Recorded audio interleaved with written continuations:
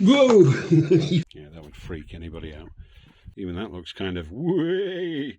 Yeah, that should work. Okay, little bear. Do you want some bacon?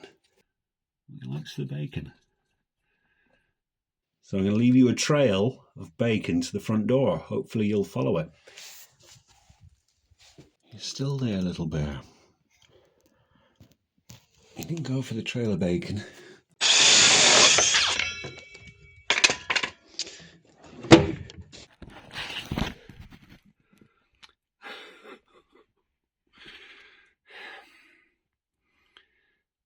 I don't want to grab you because you'll panic.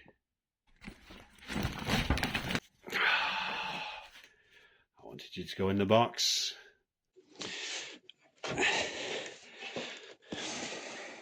Come on. Go on, that way. I think I've got you. Oh, these pine martens have sharp teeth. Easy, easy. I'm going to keep them around because they do eat the grey squirrels. Oh, how do you spend your Saturdays?